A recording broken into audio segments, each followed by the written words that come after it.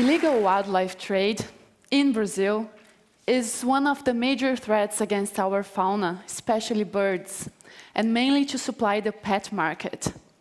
With thousands of animals taken from nature every month and transported far from their origins to be sold mainly in Rio de Janeiro and São Paulo.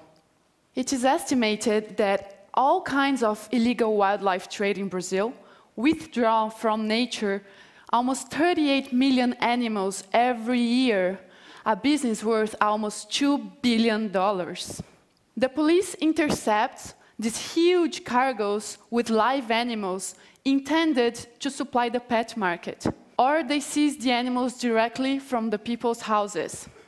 And this is how we end up every month with thousands of seized animals. And for us to understand what happens with them, we're going to follow Brad. In the eyes of many people, after the animals are seized, they say, "Yay, justice has been served, the good guys arrived, took the cute, mistreated animals from the hands of the evil traffickers, and everyone lived happily ever after." But did they? Actually, no. And this is where many of our problems begin, because we have to figure out what to do with all these animals. In Brazil, they are usually first sent to governmental triage facilities, in which most of the cases, the conditions are as bad as with the traffickers. In 2002, these centers received 45,000 animals, of which 37,000 were birds. And the police estimates that we seize only 5% of what's being trafficked. Some lucky ones, and among them Brad, go to serious rehabilitation centers after that. And in these places, they are cared for.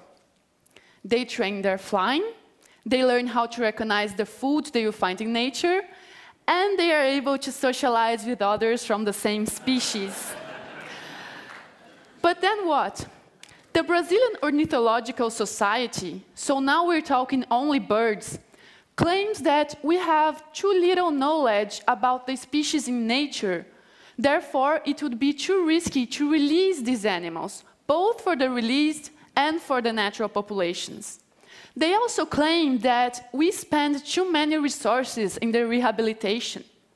Following this argument, they suggest that all the birds seized from non-threatened species should be euthanized. However, this would mean having killed 26,267 birds only in the state of São Paulo, only in 2006. But some researchers, myself included, some NGOs, and some people from the Brazilian government believe there is an alternative. We think that if and when the animals meet certain criteria concerning their health, behavior, inferior origin, and whatever we know about the natural populations, then technically responsible releases are possible, both for the well-being of the individual and for the conservation of the species and the ecosystems, because we will be returning genes for these populations, which could be important for them in facing environmental challenges, and also we could be returning potential seed dispersers, predators, prey, etc. All of these were released by us. On the top, the turtles are just enjoying freedom. On the middle, this guy nested a couple of weeks after the release, and on the bottom, my personal favorite, the little male over there, 4 hours after his release, he was together with a wild female. So this is not new. People have been doing this around the world, but it's still a big issue in Brazil. We believe we have performed responsible releases. We registered released animals mating in nature and having chicks. So these genes are indeed going back to the populations. However, this is still a minority for that very lack of knowledge. So I say, let's study more, let's shed light on this issue, let's do whatever we can. I'm devoting my career to that, and I'm here to urge each and every one of you to do whatever is in your reach. Talk to your neighbor, Teach your children. Make sure your pet's from a legal breeder.